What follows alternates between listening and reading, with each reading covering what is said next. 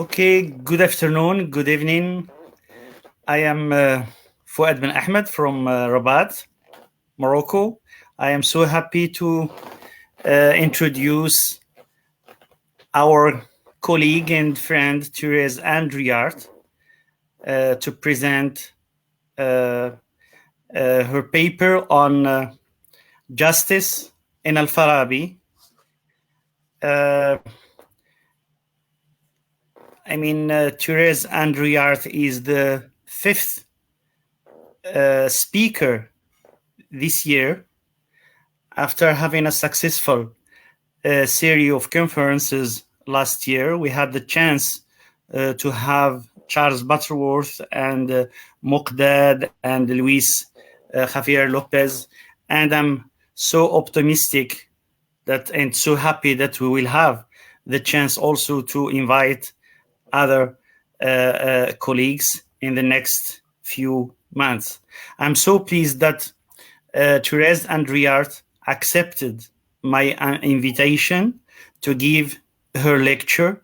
Therese Druart is one of the greatest scholar, in the field of philosophy in Muslim context. We can use also Islamic Arabic philosophy, but I prefer this philosophy in Muslim context. She combines 3 or 4 fields. She is very familiar with ancient philosophy, Muslim Arabic philosophy, and religious also traditions. From the Islamic, the Muslim context, and also from the other traditions. Therese Druart got her PhD in philosophy from Université Catholique de Louvain, s'il vous plaît, in 1973. Congratulations! It was last year, and she's well known for her, let's say, annual bibliography on Islamic philosophy. I can say that this work is really amazing because she provides, us with, let's say, we can say that an exhaustive bibliography on what is published at least in 4 or 5 languages. I'm also happy that we have that some colleagues and friends accepted my invitation to join us to comment and to attend and to comment and to discuss the paper presented by Anne-Therese Druart. Cher Anne-Therese Druart, the floor is yours, please. You have at least 50 minutes, of presentation. Then we will have some discussion after that. Thank you so much. Thank you so much, Fouad, for your kind introduction.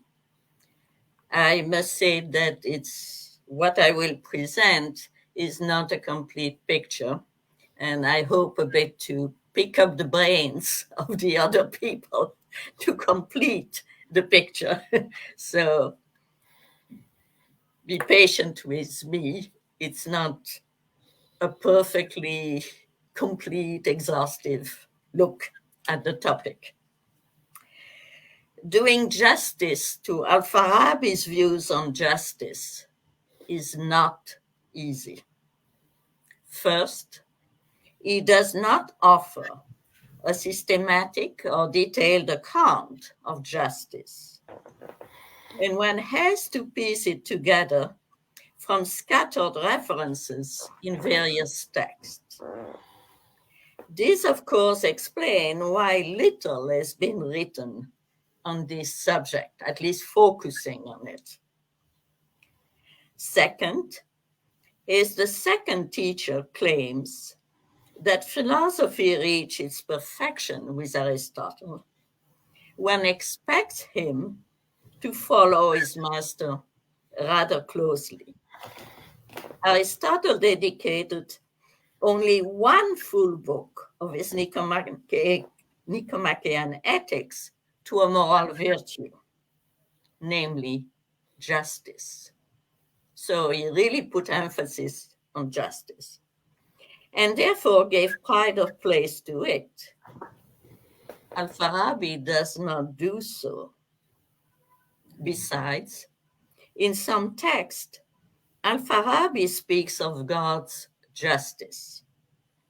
Though in Nicomachean Ethics 10:8, Aristotle claimed that attributing acts of justice to the gods would be ridiculous. Still more puzzling, in a couple of texts, the second teacher gives at some length an account of justice in the cosmological system among the four elements and among natural but non-human beings, even inanimate ones, that seems rather alien to Aristotle's own account. The three un-Aristotelian features of al-Farabi's views on justice that I have listed, the minor role given to justice in human life, i.e. human justice, the attribution of justice to the first, or God, i.e. divine justice, and the inclusion of what I shall call natural justice, cannot be mainly explained by omissions or mistakes in the Arabic version of the Nicomachean Ethics. I checked. The relevant passage are in the translation as we have it. Besides, one should know that Miskawai, who of course is come a bit after Farabi, not that much after, they overlap a bit, in the refinement of character, present an account of human justice much closer to that of Aristotle. And yet, in a less well-known text on the nature of justice, he leaves aside human justice and gives an account of what he called natural and divine justice, alien to the views of Aristotle, but with some similarities to that of al-Farabi. These similarities indicate that for natural justice, both al-Farabi and Miskawai were using some common or related source or sources. Miskawai refers to Pythagorean views. But of course, as you know, how do they know about Pythagorean views is a mystery, and they may have rather strange understanding of Pythagorean views. Interestingly, Miskawai, at least at first view, does not seem to attempt to link human justice and natural justice. That is to say, the Aristotelian and non-Aristotelian accounts, whereas I think that al-Farabi clearly does.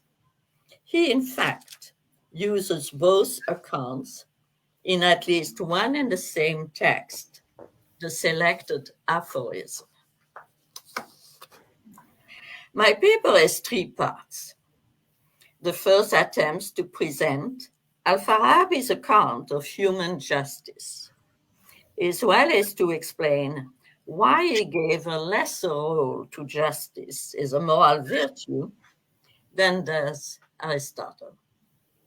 The second focuses on his account of natural justice, including divine justice.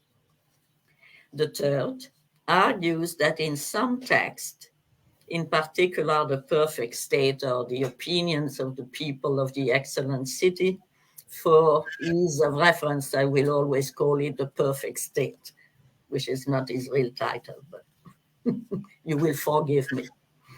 The second teacher connects the two accounts in order to form a coherent view of justice.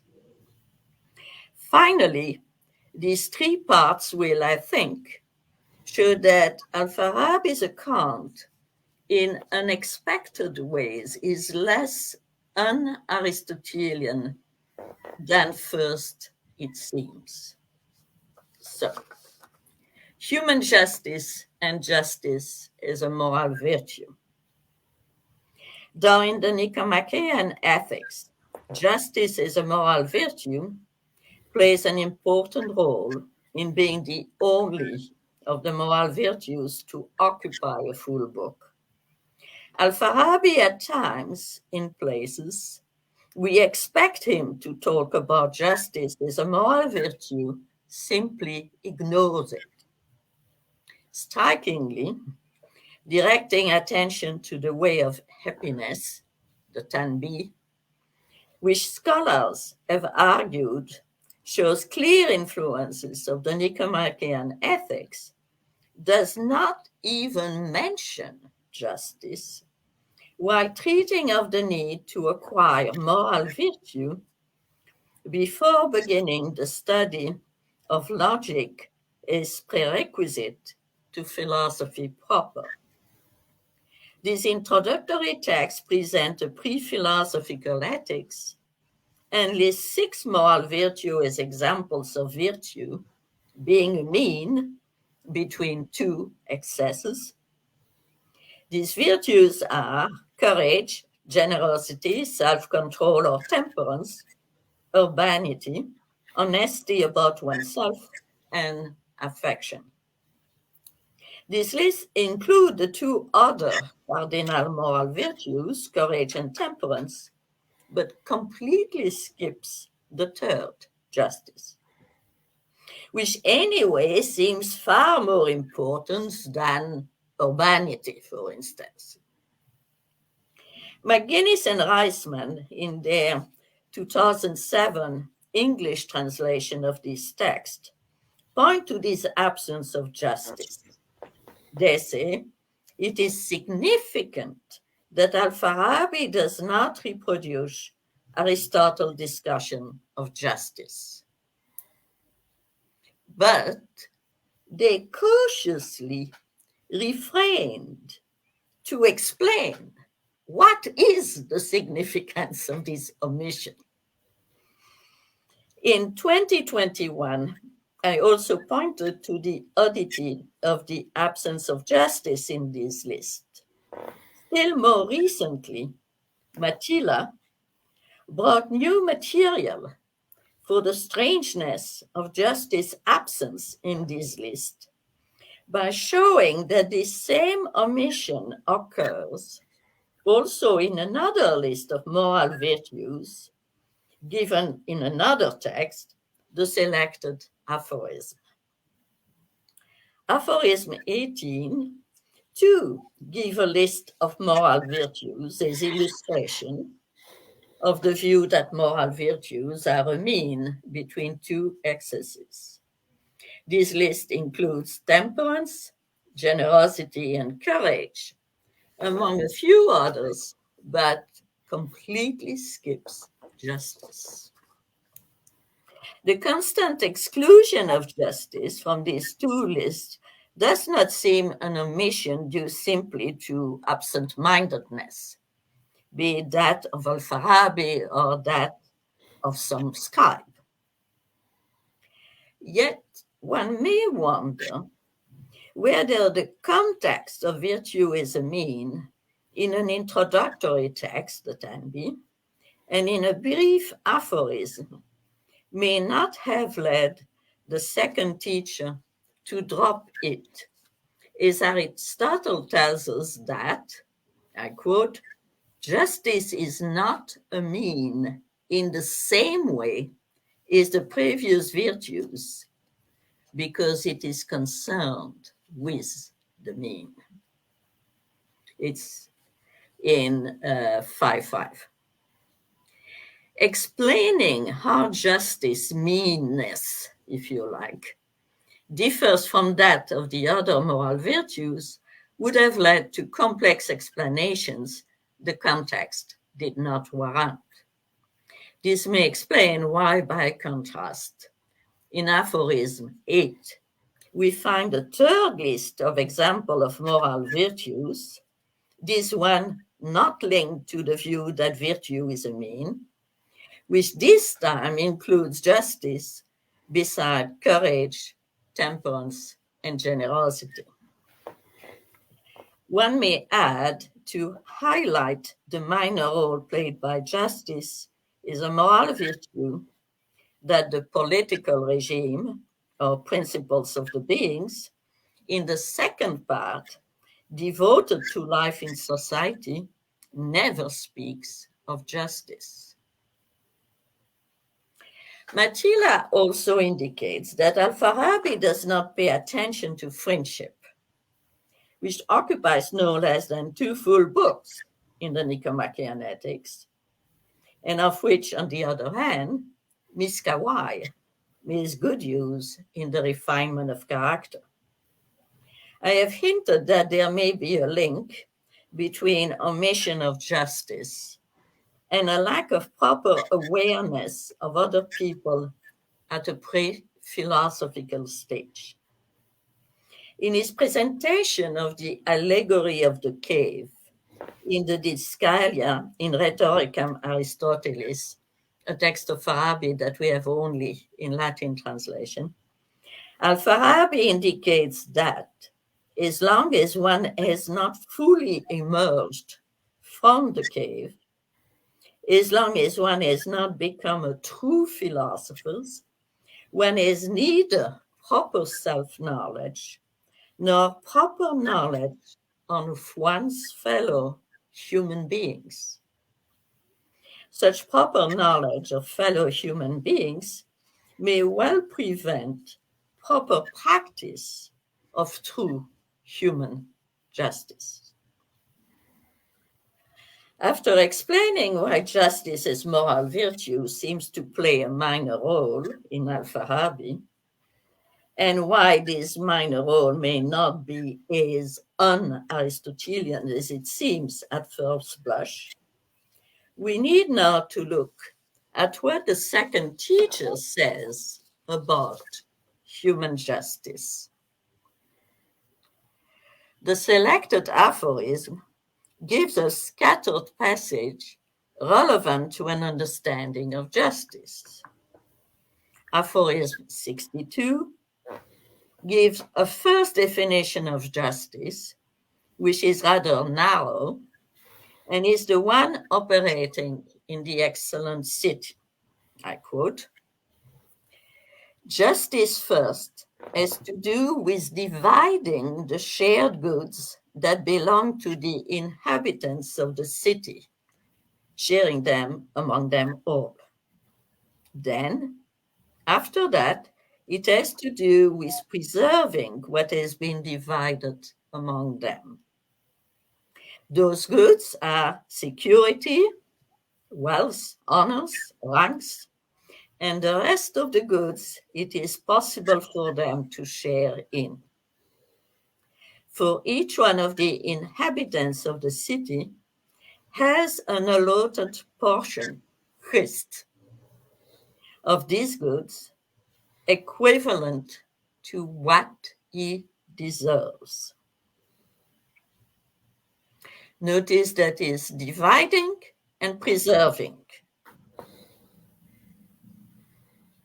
What for justice must be the mean is the amount of the allotted portion, the famous kist, that will appear in many texts, of share goods in the city, this amount being according to desert.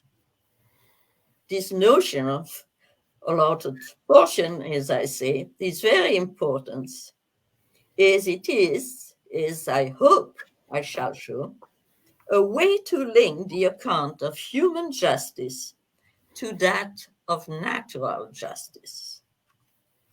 How this amount of allotted portion of share goods is preserved despite change is explained at some length in what concerns the city. The fairness of the allotted portion may be looked at in regard to the individual or to the city or to both. This, of course, recalls Aristotle's understanding of distributive and corrective justice. Two aphorisms further down, al-Farabi gives a broader definition of justice, of which the former was a species. Aphorism 64. One may speak of another broader kind of justice, namely a human being performing acts of virtue, any virtue whatever, with respect to what is between him and someone else. Just the justice having to do with dividing and the one having to do with preserving what had been divided is a species of the more general justice, and the more particular is called by the name of the more general. The generic definition of justice makes it clear that justice implies all the other virtues, a claim that Aristotle and Plato share. It also links justice to a relation with another human being or with a group of human beings. And aphorism 61 indicates that justice follows upon love, muhabbat. Aphorism 74, though it raises some problem of interpretation, there is textual problem, does indicate that what is according to organization, nizam, and justice based on desert, and anything reached through desert and justice is good. This passage again link desert and justice.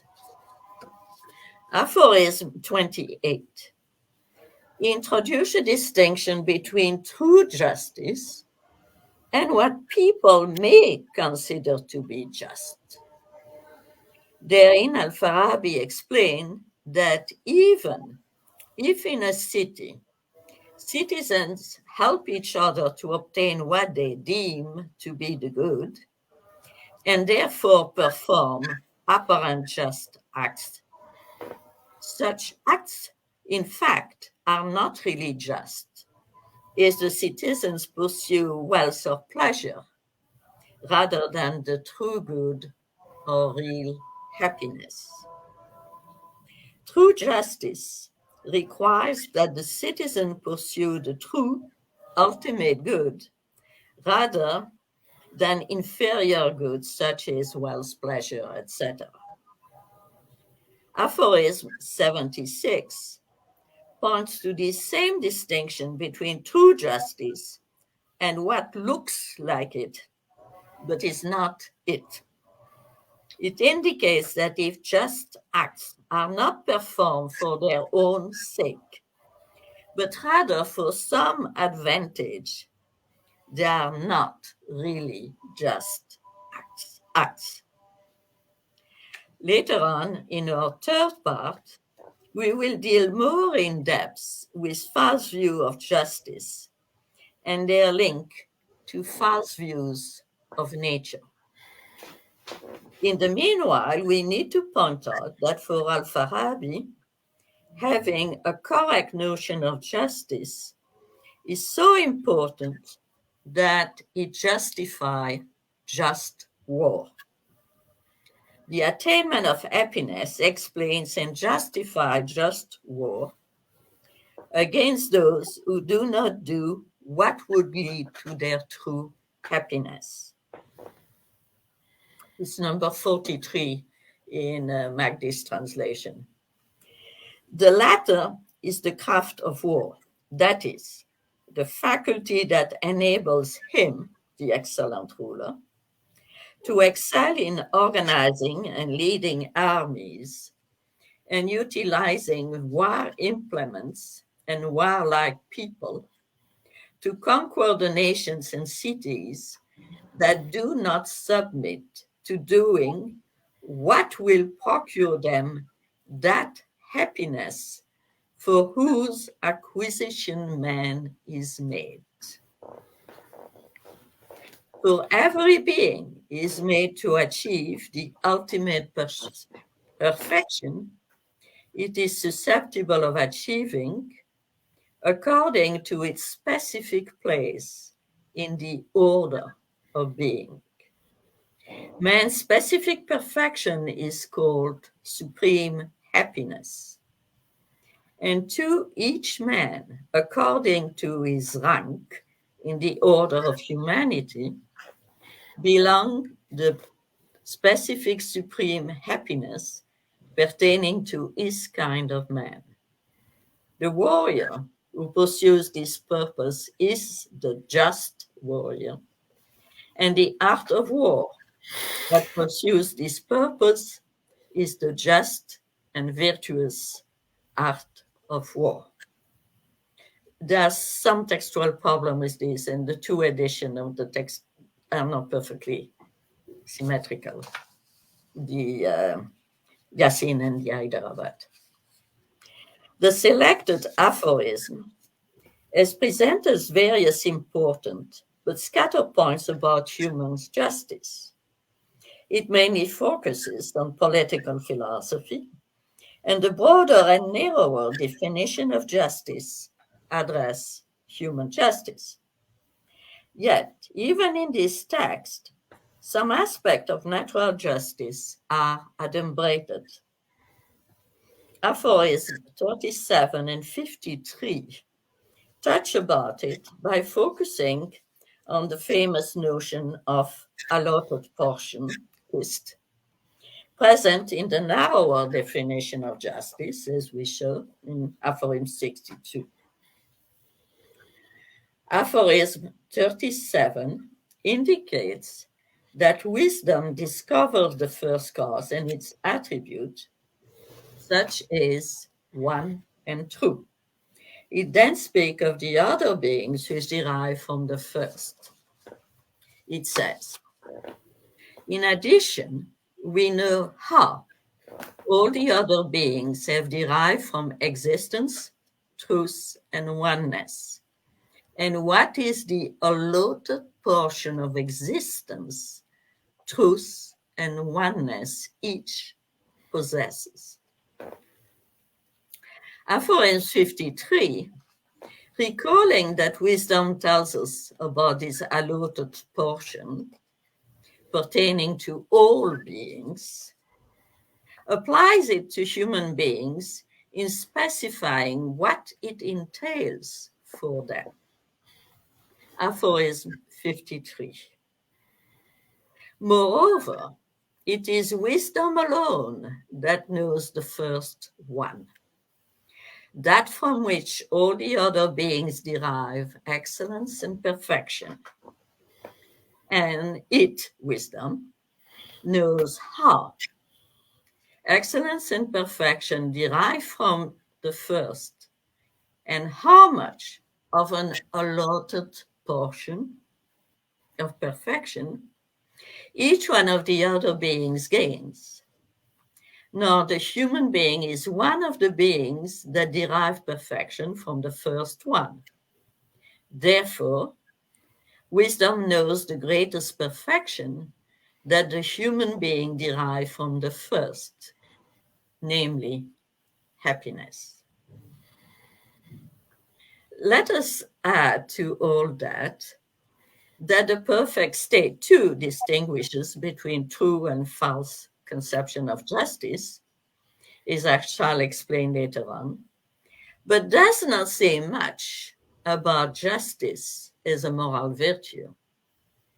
It simply lists a natural inclination to justice among the 12 natural dispositions that someone fit by nature to eventually become an excellent ruler should have.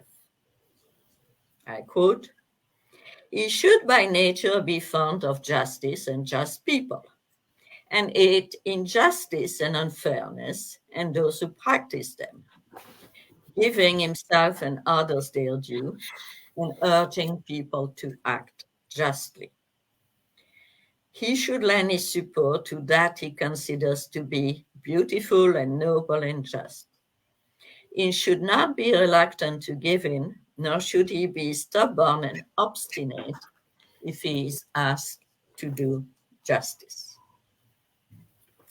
Notice that here al-Farabi simply speaks of a possible future ruler's natural inclination to what this possible ruler takes justice to be.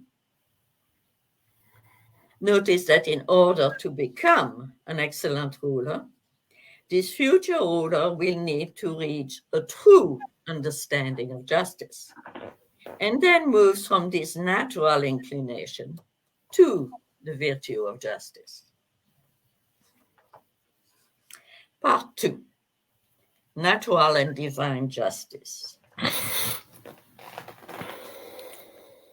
In Nicomacheanetics 5:7, Aristotle introduced a distinction between conventional and natural political justice. But what exactly he means by natural justice still puzzles scholars. You can look, for instance, at a recent article to 2014 by Peter Simpson. On the one hand, the Greek indicates it is, I quote, that which everywhere has the same force as does not exist by people's thinking this or that. And what is by nature is said to be unchangeable and has everywhere the same force. Is fire burns both here and in Persia. So to explain what natural political justice is, in fact, Aristotle gives an example from the world of nature. But on the other hand, a bit further down, it is also said to be changeable. That's why there are so many puzzles among people, because it says to be unchangeable, but also in some way changeable. So that's the problem. The Arabic version begins well, but later on gets muddled and introduces the idea that what is natural, being unchangeable, is linked to a amount of reckoning. The word is either hasb or hasab. And that's not in Aristotle, at least as far as we know it. And the text keeps becoming more and more obscure. So if already people who have the Greek are wondering what exactly the text means, and then the Arabic translation is still more muddled, heaven knows what the reader of the Arabic made of it. Yeah. Miskawai begins his very structure on justice by saying that, I quote, justice is divided into three kinds: natural, conventional, and divine. There is a justice by choice, peculiar to human being, but it is included in the three previous. Miskawai then dropped this topic and never indicates how this human justice falls under any of the other three. Both the obscurity of the Arabic version and Miskawai's understanding of terms lead me to think that maybe al-Farabi, or one of his sources, already misunderstood what Aristotle meant by natural justice and removed it from the political context. Though, as far as I know, and I am ready to stand corrected, I would in fact be delighted to be corrected. Al-Farabi does not use the expression natural justice. I think that his reflections on justice among non-human natural beings correspond to what Miskawai understand by natural justice, and therefore for ease of reference, I have used the expression natural justice in contradistinction to human justice. My explanation of natural justice will incline divine justice. Is for al-Farabi the first cause, acts only by necessity, just as natural beings do. I shall mainly rely on the perfect state and the political regime. And I think Bad al-Fekak, in an excellent article, which is called Alexander's Inaya, transformed, Justice is Divine, is divine providence in al-Farabi, is shown in detail the arguments the second teacher uses and deploys in the perfect state to unify and put in contrast the celestial realm and the lower realm, in contradistinction to what Alexander was trying to do in his On Providence. So I think al-Fekak is also a bit on that line. And it's why I have no trouble putting divine justice and natural justice together. Because in some sense, in Farabi, divine justice is natural justice. Much of this explanation hangs on the notion again of allotted portion, as indicated earlier. Let us begin with divine justice, i.e., the justice of the first cause. In the perfect state, Farabi tells us the following. But the substance of the first is such that all the beings, when they emanate from it, are arranged in an order of rank, and that every being gets its allotted portion and rank of existence from it. As all beings receive their order of rank from it, and each being receives from the first its allotted portion of existence in according with its rank. The first is just, and its justice is its substance. Further down, al-Farabi indicates that the first justice cannot be understood in the ordinary sense, as it would relate the first to something external to it. Let's recall the more general definition of justice given earlier in aphorism 64.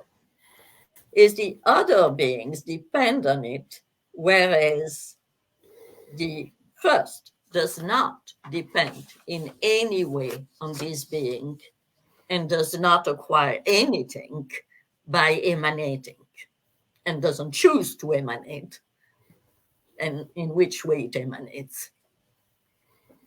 Distinguishing the ordinary meaning of justice from that used to name the first cause allows al-Farabi to bypass Aristotle's scorn on those who attribute acts of justice to the gods. Particularly, is for the second teacher, the first is not even aware of the other beings. By eternal emanation, the first not only distribute to every being its allotted portion of existence and its rank, but also preserves it, is the first and narrower definition of justice, human justice, in aphorism 62 had indicated. There is a kind of parallel there. Natural justice ensures the preservation of this allotted portion into the natural realm, while allowing for motion and change, even substantial change. let us begin with supralunar motion. In 3.7, the perfect state explains how celestial bodies move inside their own sphere. No part of a celestial body deserves more than any other part, any part of its container, but each part of the celestial body must necessarily occupy each part of the container, because the container also, so to speak, deserves to have each part filled by the celestial body. This is only possible if each part of the body occupies each part of the container in regular succession, in order that each part of the body occupies each part of the container at some time and keeps doing so. Therefore, each celestial body will have this motion forever, and its allotted portion will be constantly preserved despite motion in place, and the motion will follow a regular pattern. Moving to sublunar beings in 3.9, al-Farabi explained at length how the notions of allotted portion and desert, or right, can be applied to explain the eternity of the world and the eternity of species. Hylomorphic beings, by their form, have the right, to preserve their existence, and by their matter, the right, to assume another existence contrary to the existence it now enjoys. Is the two modes of contrary existence granted by form cannot be achieved at the same time, one will be assumed for some time and then be destroyed so that its contrary may come into existence.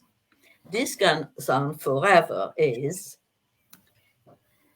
it's 3.9, neither of them, matter and form, is a greater right to existence than the other, and neither has a greater right to remain and last than the other, since each of them has an allotted portion of existence and duration. The political regime makes the same claim about form's right in fairly similar terms, but includes the allotted portion and even justice. It says justice is that each recorded its allotted portion. In a note, Butterworth indicates Justice, McGuinness, and Reisman and Dunn that this passage recalls Aristotle's meteorology, for one, but that unlike Aristotle, al-Farabi uses political terminology here and in the sequel with work like Right, Merit, and Justice to talk about the natural processes of coming into being and passing away. Dealing with the right of matter, the perfect state in its turn introduced justice and tells us, justice herein is then that matter be taken from this and given to that, or vice versa, and that this take place in succession. But because full justice has to be meted out to these beings, it is not possible that one and the same thing should last perpetually, is one in number, but its eternal permanence is established in its being one in species.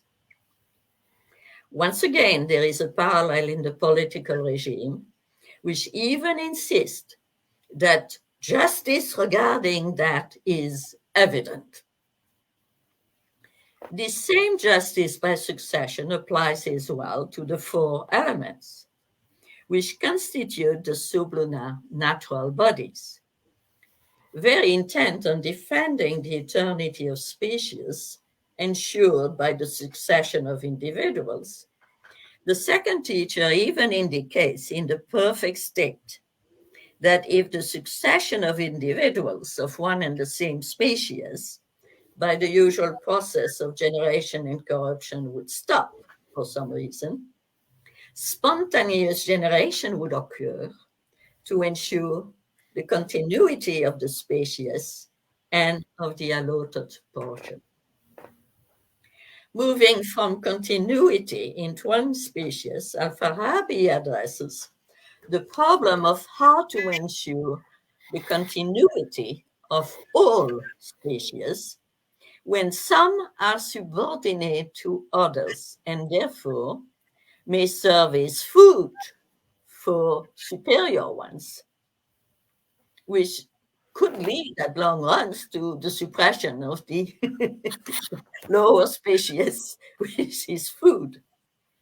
In 3.9, he explained that the succession of perishable bodies ensure justice, even when one body from one species destroys another, as it happens in eating.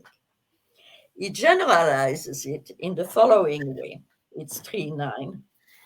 Justice is to take what the first body possesses of the matter of the other body and to give it to the other body, and to take what the other body possesses of the matter of the first body and give it to the first body.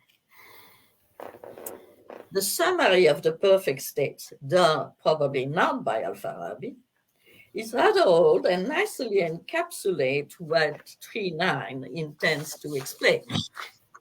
It says about 3.9, how the ordering of the persistence of each of the species of the natural beings and of the individuals of each species is brought about.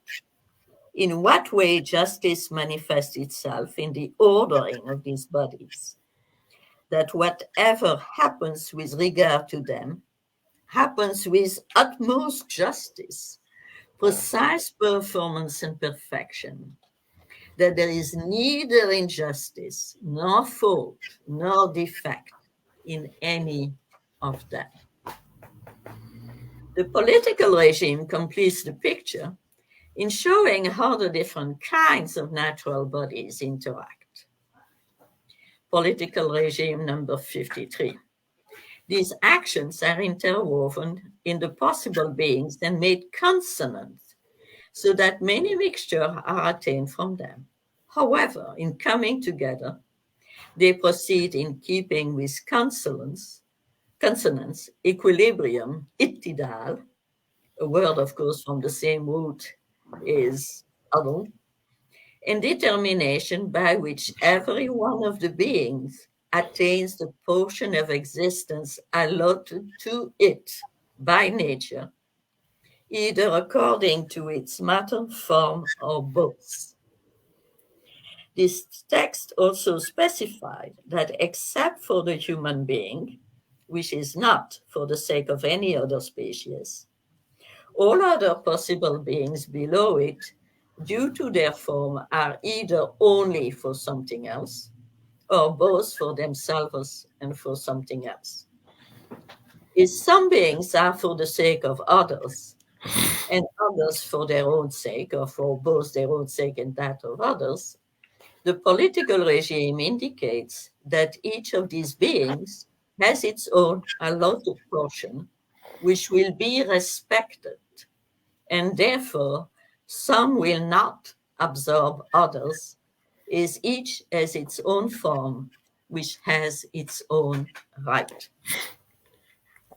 Number 54 in the political regime. Justice is for both allotted portion of being for itself and of being for another, to be accorded together by nature. Now, all these things happen usually, frequently, or rarely. For a thing to come about rarely is a necessary consequence of its possible nature, and there is nothing strange in it. In this respect, and in this way, the possible beings are controlled and governed, and justice proceeds with respect to them, so that each possible being attain its allotted portion of existence according to its desert. All this ensures some kind of harmony in the universe that preserves all species according to their allotted portion. Natural justice is presented in the perfect city and the political regime with an important role and is expressed by the terminology used for human justice. It is striking that the second teacher used this terminology even when he is reflecting on a passage in Aristotle's Meteorology, as we saw, and does not seem to find it incongruous. It is not clear that al-Farabi offers a deliberate parallel between natural and human justice, and we need to explain why. 3. The connection between human and natural justice. The close parallels between human and natural justice stem from al-Farabi's conviction that we should live according to nature. Therefore, people in the excellent or perfect city should have the correct understanding of nature and of the interaction between natural beings.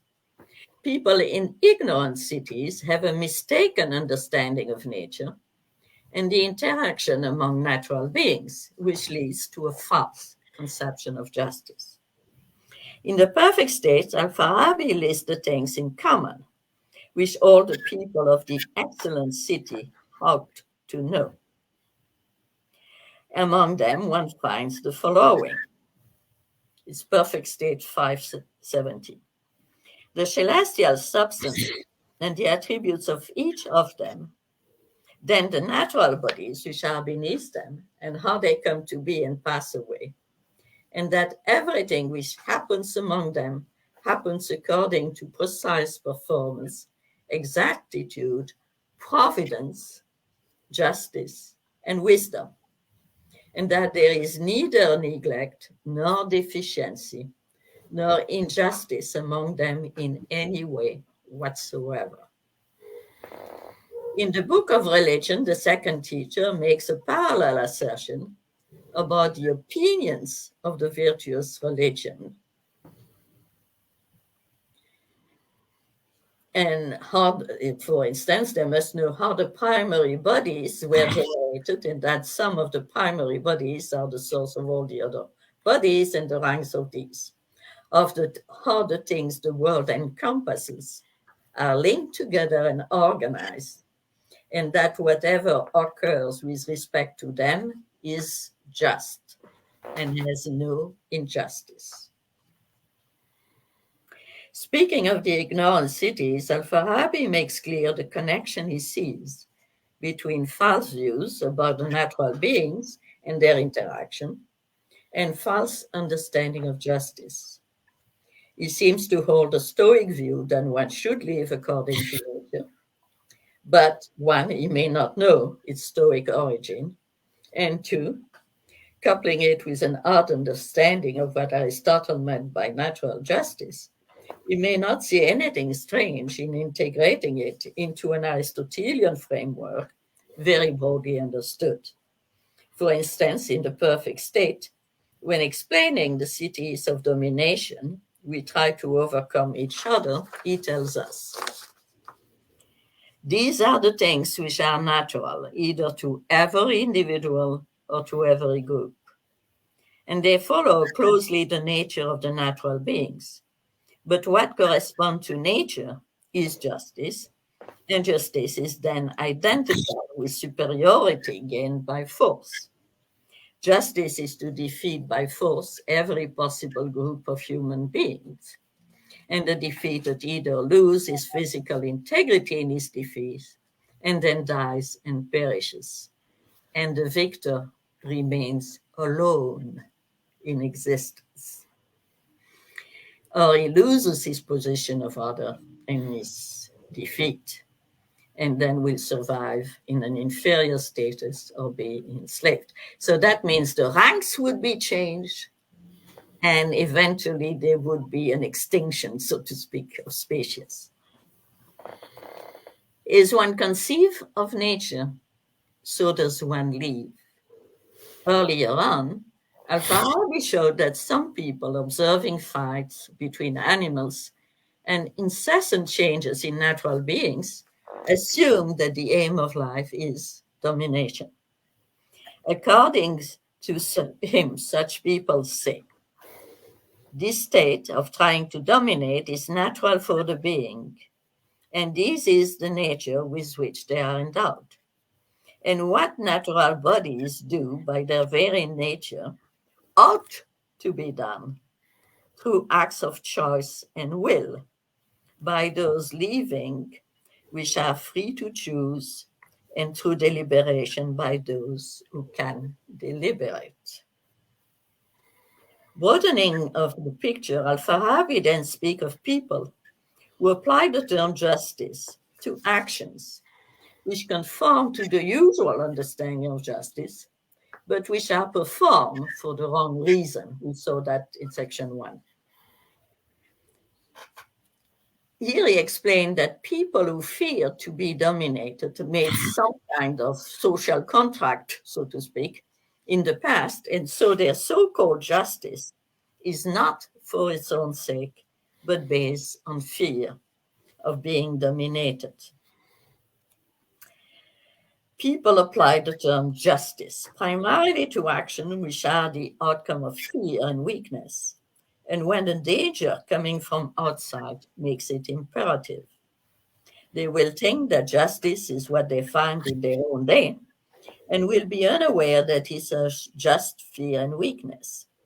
And they will thus be deceived by using the term justice in that way. Who then applies the rule of that so-called justice, either weak and afraid that someone may harm him, with the very thing which he feels himself desiring to do to the other, or is misled. Conclusion. In an interesting article focusing on cardiocentrism, Badr el-Fakak has shown how al-Farabi puts in parallel cosmic, corporeal, and civil regencies. My research, though limited, shows, I think, the parallels the second teacher puts between cosmic, celestial, natural interaction and human behavior when they reflect through knowledge and therefore true understanding of natural justice, as well as when they reflect ignorance and false understanding of justice in nature. All these parallels may seem rather un-Aristotelian, but as we saw, al-Farabi at times makes clever use of what he takes Aristotle to be saying, or maybe even what he wants him to be saying, in order to render alien material fit to enter in an Aristotelian framework broadly understood. He certainly assumed that the cosmos, and in all its aspects, is intelligible, and therefore its various aspects, including human behavior, must exhibit similar pattern.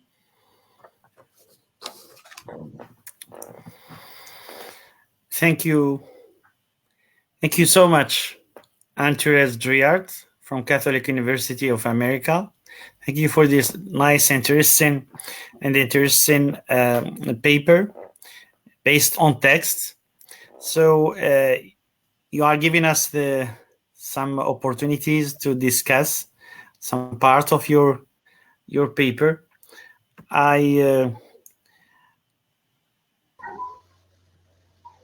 Okay, I will add our friends to the stream, then to have you together. So, I mean, it's the door is open for any questions or any comment. Let's start by Charles. Are you ready? Charles, are you ready? Am I being heard? Yeah. I would prefer to hear my good friend Muqdad first. Okay. Non, non,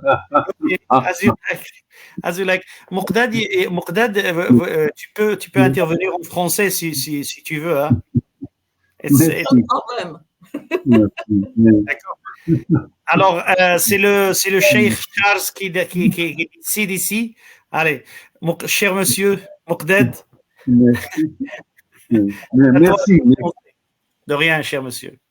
Merci, Thérèse, pour cet exposé, ce bel exposé. J'ai beaucoup appris, c'est vrai.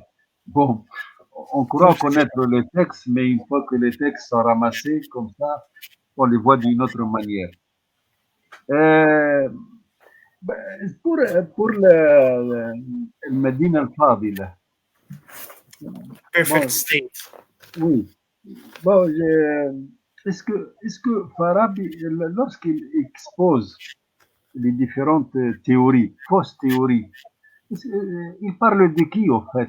Est-ce qu'il parle des sophistes? Est-ce qu'il parle qui donc ont une fausse connaissance du monde, des êtres, et donc il en tire une fausse connaissance de la justice, parce que c'est la justice, disons, de la police.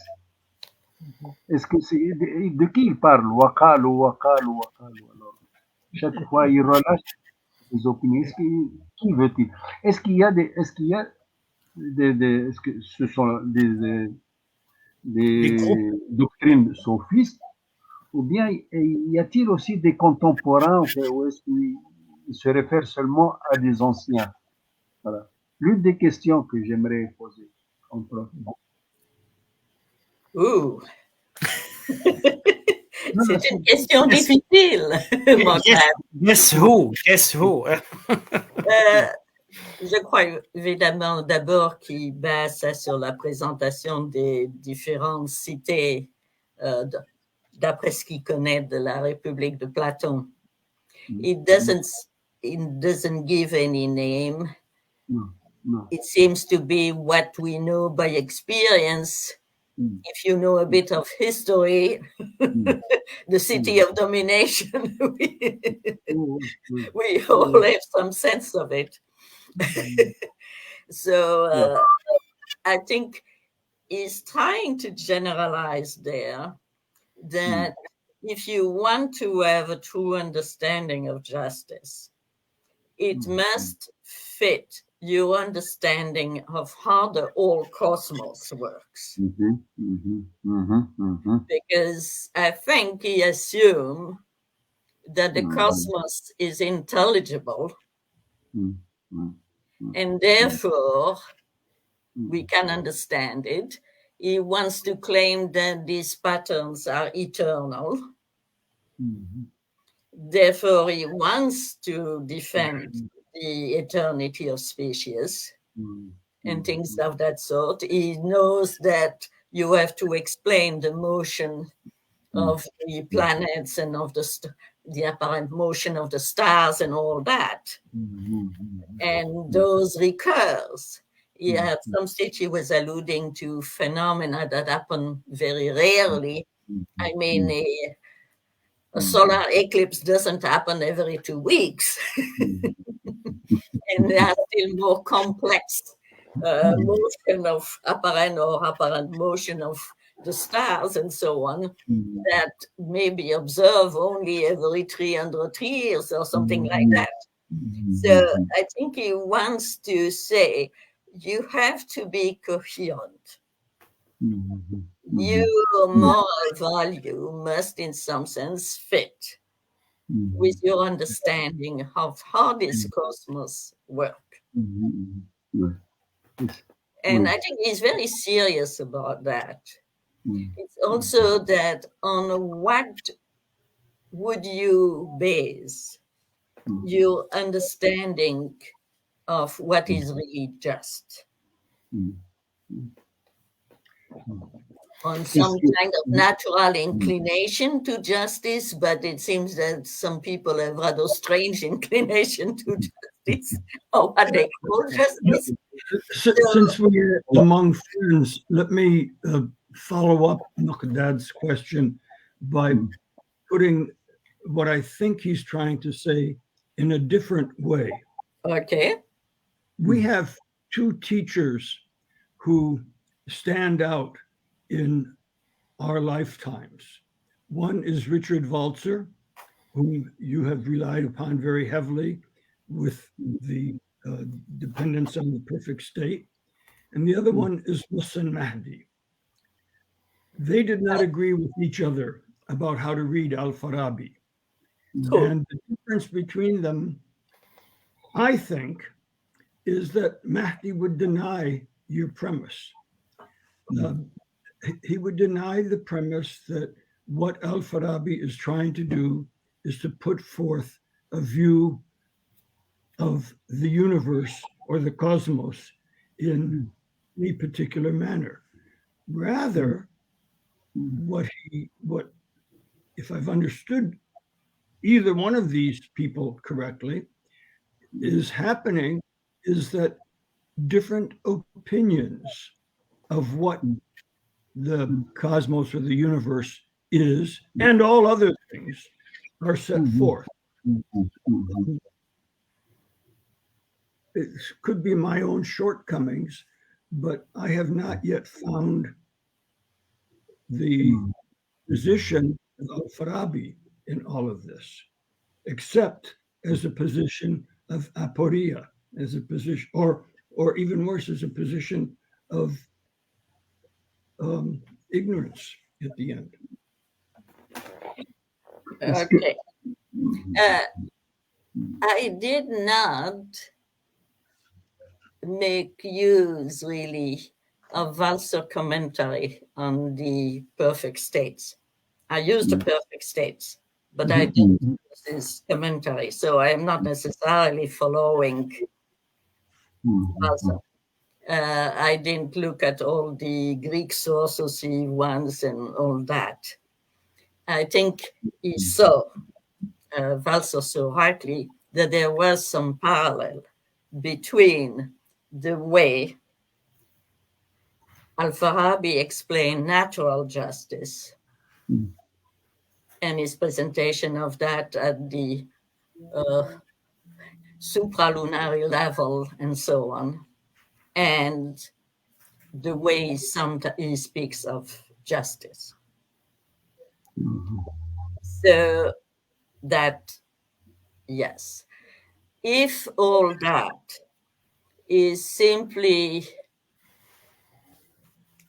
all he says about trying to explain the eternity of species and the motion of the planet, or no, regular motion and so on, I think he really wants to explain that. We are a bit hampered there because most of his physical knowledge, what he wrote on physics, we don't have it. So we have to do with what we can. And of course, that hampers very much our understanding. But Muqdad, allez-y. Est-ce que je peux poser, donc, est-ce qu'on peut dire la chose suivante, c'est que une mauvaise ou une bonne conception de la justice, disons politique, au niveau de la cité et sa réalisation dépend de notre conception du monde et de la justice ou de la non-justice du monde. Si bien que la justice dans la cité vient compléter toute la justice, en fin de compte, aussi bien cosmique que dans un schéma de continuité. On peut dire ça, au moins dans Al-Medina al-Fadla.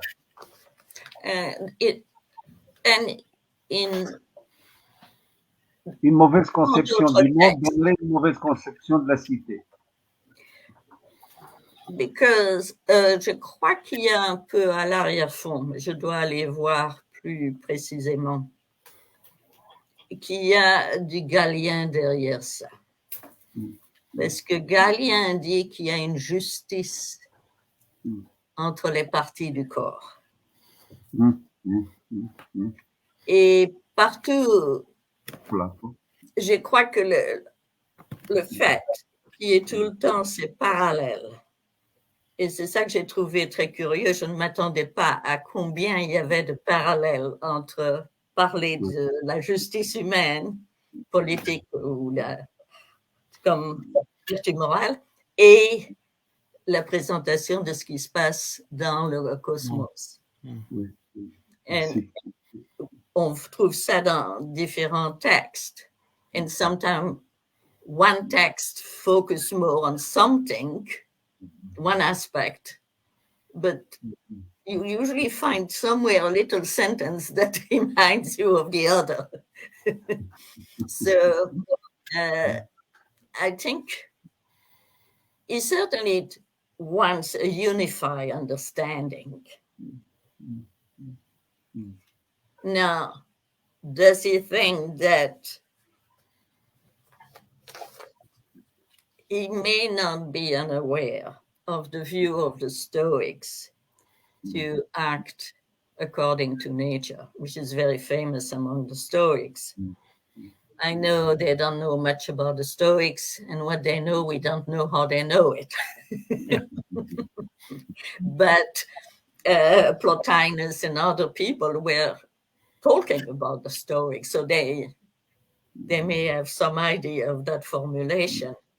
But I found it interesting that he has this parallel and that he insists that the people of the ignorant cities or any mistaken city have the wrong conception of justice, but they have also the wrong conception of what's going on at a more general level. So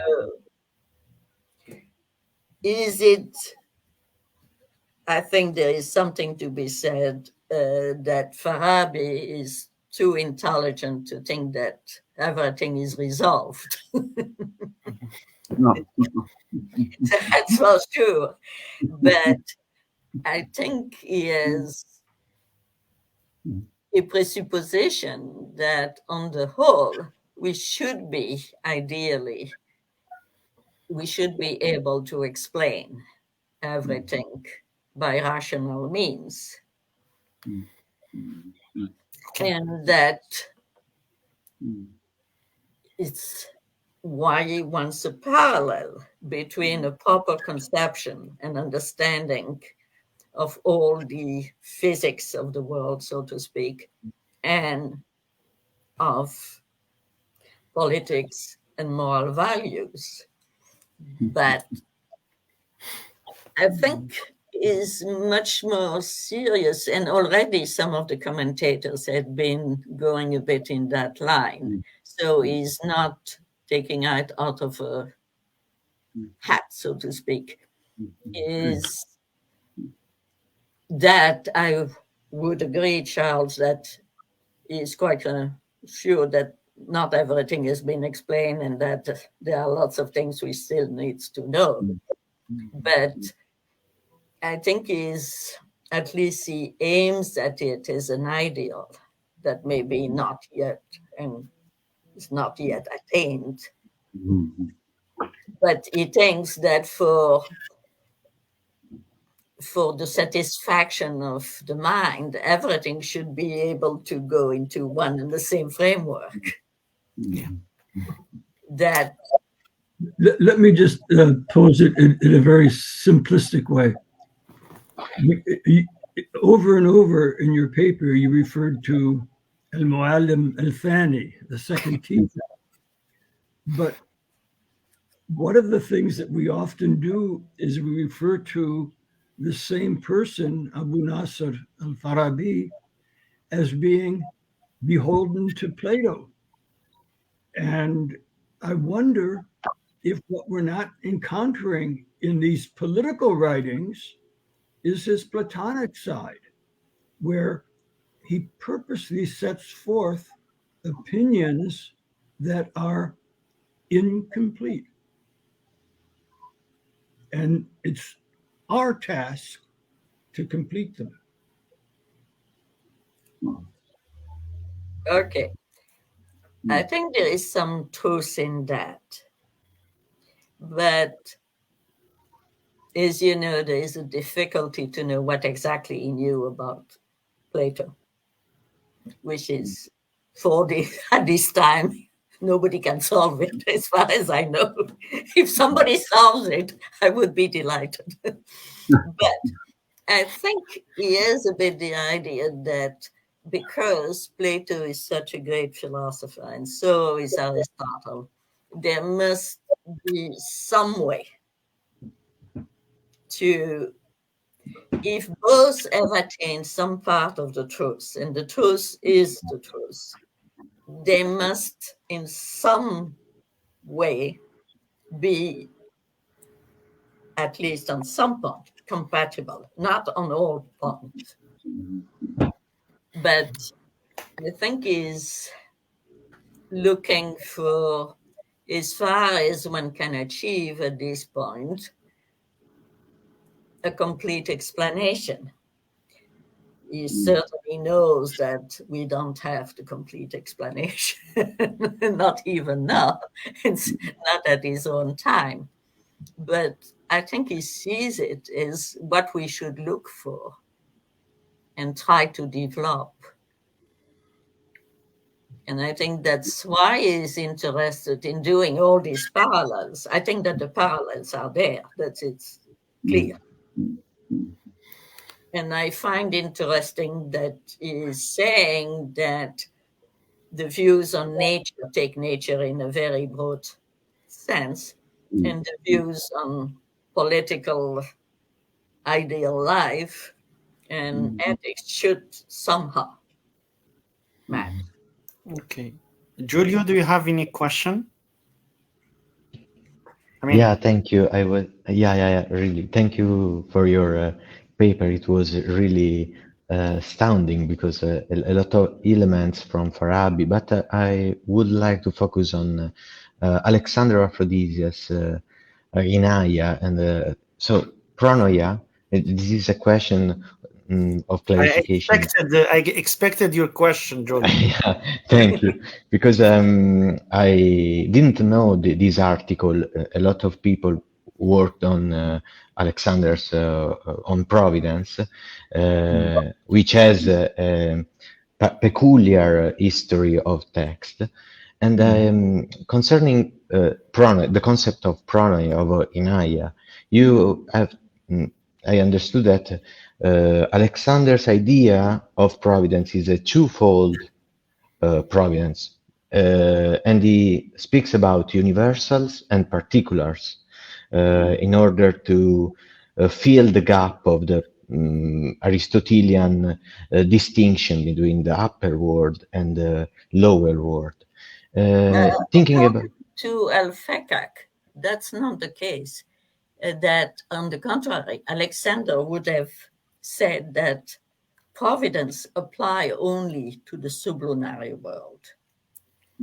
Only to the sublunary. He would have emphasized the gap. While, according to al-Fakak, and in function of the text, he quotes, and he used nearly only the perfect state of the opinions of the people of the perfect city. Yeah.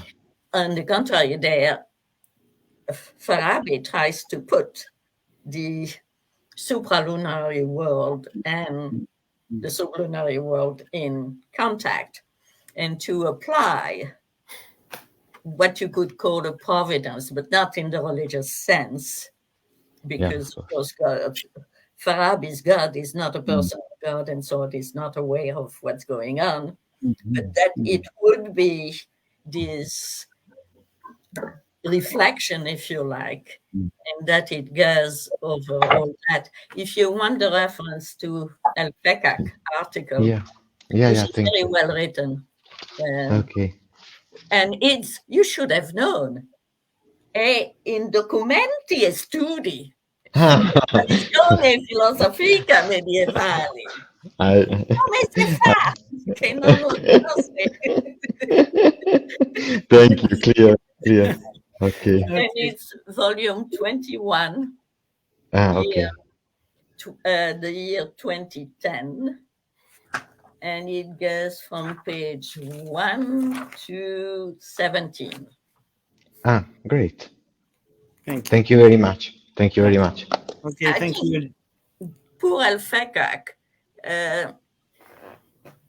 is written, I think, two important articles where he insists of all these parallels. His other article about the similarities in regencies and so on is also Okay. quite interesting. And his whole PhD was about all those parallels between the organization of the human body, between the organization of the cosmos, and so on. It didn't go into what I would call the conception of justice, as far as I remember. But he had the collection of parallels all over Farabi. I was one of the readers of his PhD. So I know Okay. I will read. I will read it. I will read I it. don't know what happened. It didn't seem, at least I have never seen any other article by al-Fakak. Okay. And I think he abandoned the academe, which I think is a pity because I thought his texts were very good. And for instance, he was the first one who had the courage to tackle this awful text by Yeah. Farabi, Yeah. which I have not tackled, about the supposed refutation of Galen, who was criticizing Aristotle about the parts of the animals. Yeah. Luis, please. So, Okay. Sorry. Go ahead, Luis. Thank you, Fuad. Thank you very much, Therese, for your talk. I noticed that in most of the passages you have in your handout, al-Farabi uses the term qist. And I was wondering whether there are some passages where he uses the term adl or another synonym for justice, because perhaps the sense of these terms would make a difference when searching for the meaning of justice in al-Farabi. So I don't know whether you have detected passages where he uses adl or another. There are many synonyms for justice. he used adl, adilat. Mhm. Then I think I should go, if I want to go further with that research, itidal and all that. And there is a lot of terms he's using all the time. But I was surprised by the number of time he used qist, Yes. which is a Quranic term. Yeah, that's right. That's right. So I was struck by that because he could have said a portion, there are other terms he could have used. And it's nearly always that one. And it appears all over the place. So, but I think you have all these terms. For instance, al-Fakak, that I am not agreeing so much. He indicates passage in which Farabi carefully use, when he speaks of the ancient and so on, he may use the term inaya for providence, but he claims that when he speaks in his own term, it's always adl. But there is one passage which I quoted, and apparently you have the handout, in which he used both, one after the other. So that may be the exception that confirms the rule, as we say in French, where grammatical rules have many exceptions. And when you are it and you complain about all these exceptions, it tells you that the exception confirmed the rule. So yes, actually, qist in Arabic is one of the synonyms of adl, of justice. Yes. Yeah, that's right. Oui, But oui, they have different connotations. Sorry, Luis. Sorry, I can't hear you. No, I know that are synonyms, but I think that in some cases they have a little bit different connotations. Yes, sure. There's, I was intrigued that There Yes. is no this treatment of justice Yeah. as a moral virtue. That's very interesting. But in some cases, tackle is something similar to pissed or adult. So it may be that in some places he doesn't use the term or something equivalent to justice, but he may be using some sort of metaphor that could be equivalent or a sort of symbol to justice, and I think that's very interesting. But in some passage, he seems to use justice as respecting the Christ. Yes. Yeah.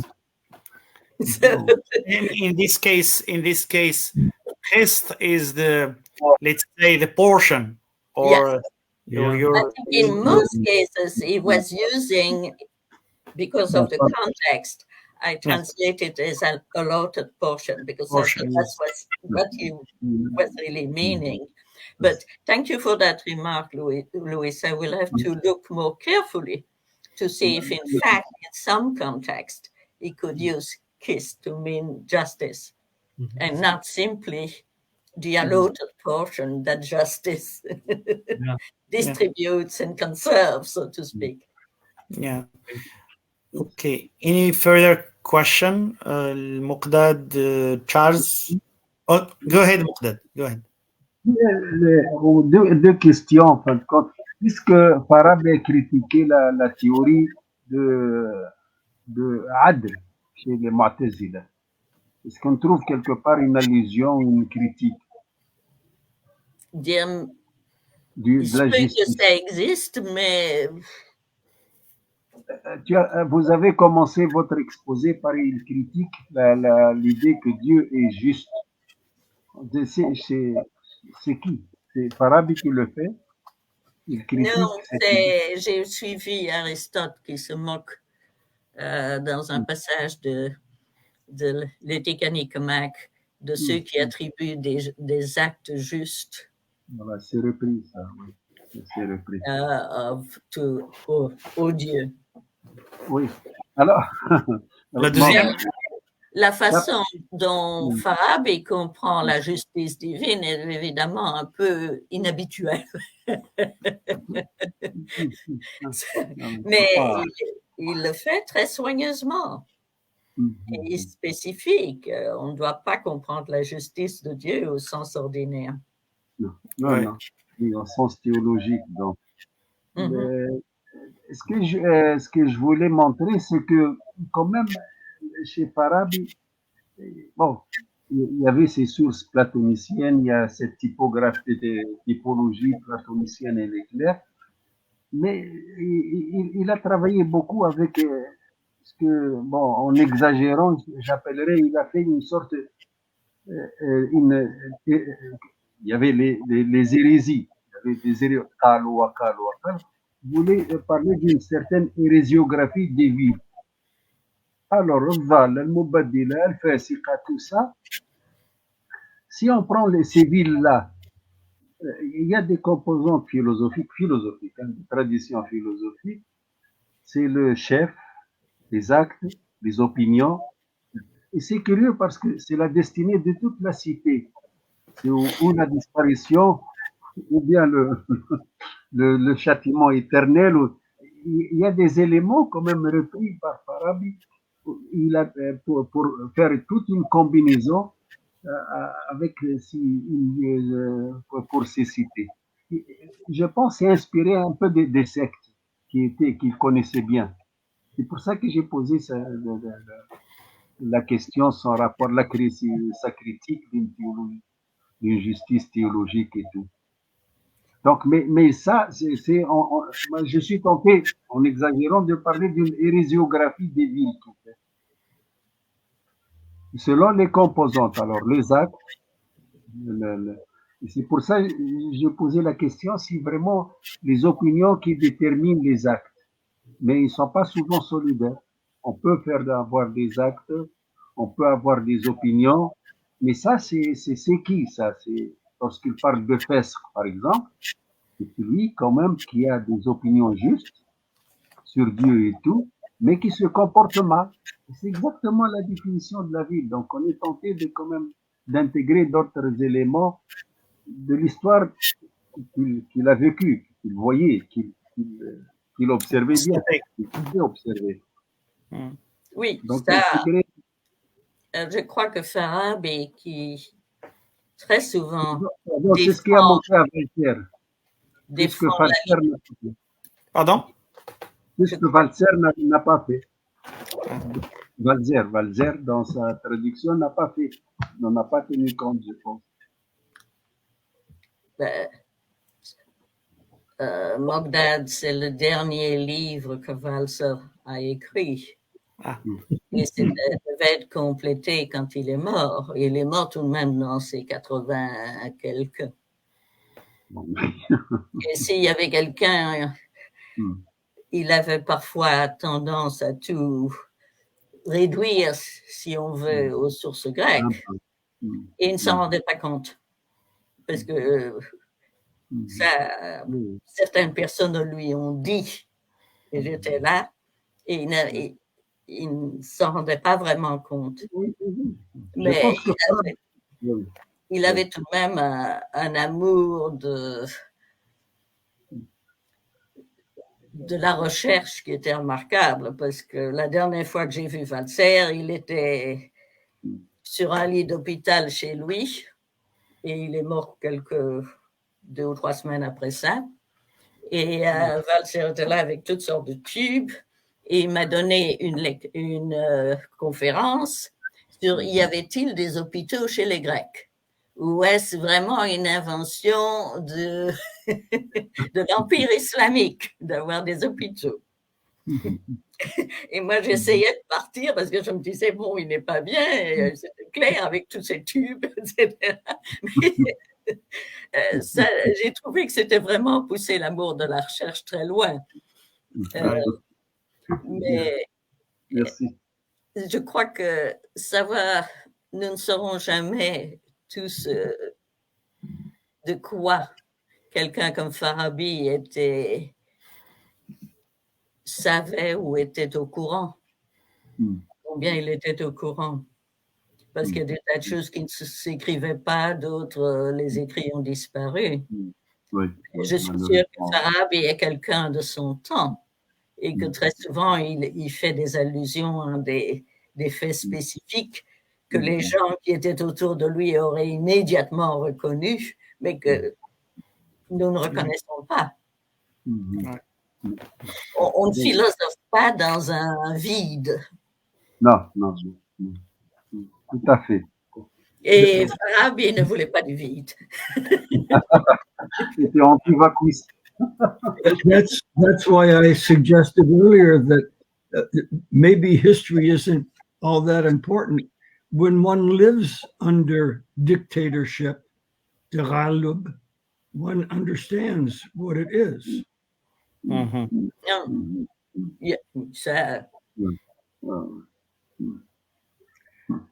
Unfortunately, we in the United States are starting to see that.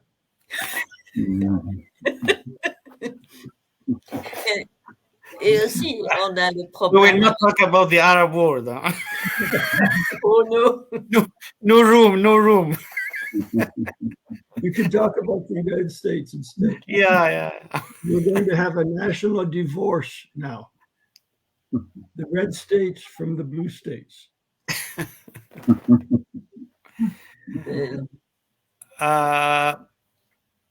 I'm so happy, but anyway, it was wonderful to have, all of you together around this nice paper presented by Anne-Therese Druart.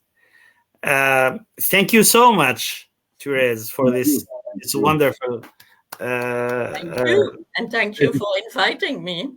And No, it's fun to see you guys there and to meet a young scholar. Yeah, that's good. It was intended. To. What are you working on, Giulio? Now I'm working on Alexander Aphrodisias, the pseudo-Alexander of the Kindi Circle, في التدبيرة الفلكية, the Providence, the Kindi Circle Providence. Yeah. So, Mhm. but, Okay.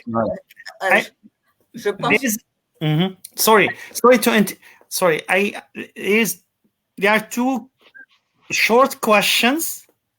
I mean, from a young scholar from the US. He said, I have two quick and related questions. First, can you talk more about where al-Farabi situates justice in his scheme of virtues and how he talks about the sources, ends, and classification of virtues in relation to justice?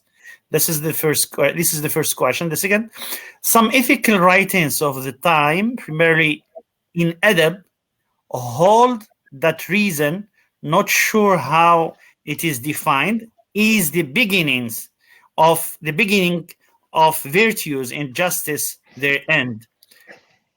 Can something similar be attributed to al-Farabi?